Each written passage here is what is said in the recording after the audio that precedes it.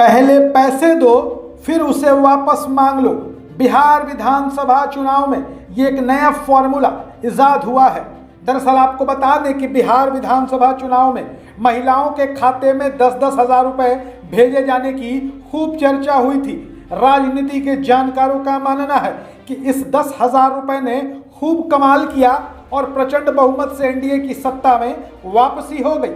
10 हज़ार रुपये का यह जलवा रहा कि सारे समीकरण, सारे गणित धरे के धरे रह गए और तमाम सत्ता विरोधी लहर की हवा ही निकल गई। पर बात इतने पर ही खत्म नहीं होती।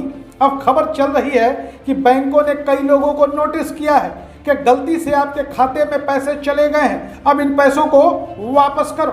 बताया जा रहा है कि भूलवश महिलाओं की जगह पुरुषों के खाते में 10 हज़ार रुपये भेज दिए गए हैं। अब बेचारे पीड़ित पुरुष कह रहे हैं कि छठ पर्व के समय में ये पैसे दिए गए थे, ये पैसे तो पर्व त्योहार में ही खत्म हो गए, अब ये पैसे हम कहाँ से वापस लाएं, कैसे वापस करें।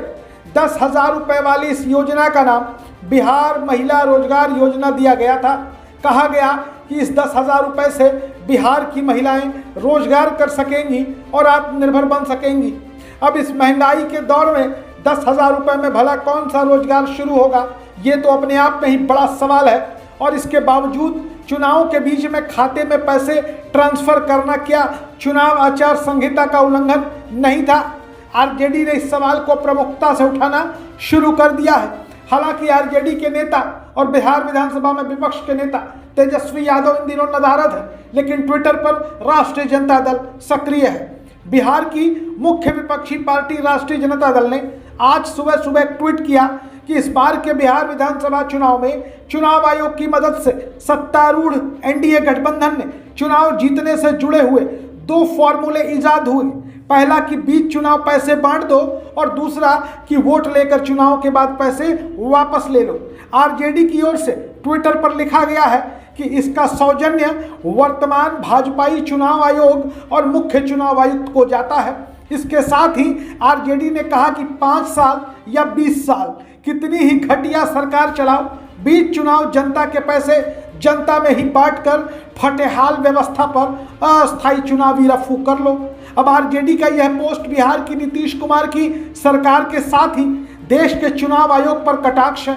चुनाव आयोग और मुख्य चुनाव आयुक्त को भाजपाई बताया जा रहा है। राजनीति में आरोप प्रत्यारोप अपनी जगह है, लेकिन जिस तरह से बिहार विधानसभा के चुनाव में आचार संहिता के बीच लोगों के खाते में 10-10 हज़ार रुपये डाले गए, वो निष्पक्ष लोगों के कम से कम गले नहीं उतर रहा है। ये तो सीधे सीधे वोट खरीदने की कवायद बताई गई।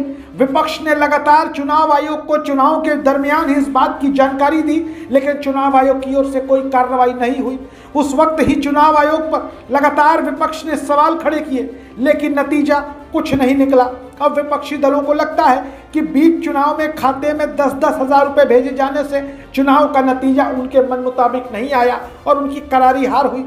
अब जिस तरीके से राष्ट्रीय जनता दल का यह पोस्ट और ट्वीट सामने आया है, उससे यह साफ है कि अब चुनाव आयोग और विपक्ष के बीच का संघर्ष आने वाले दिनों में और भी तेज होने जा रहा है।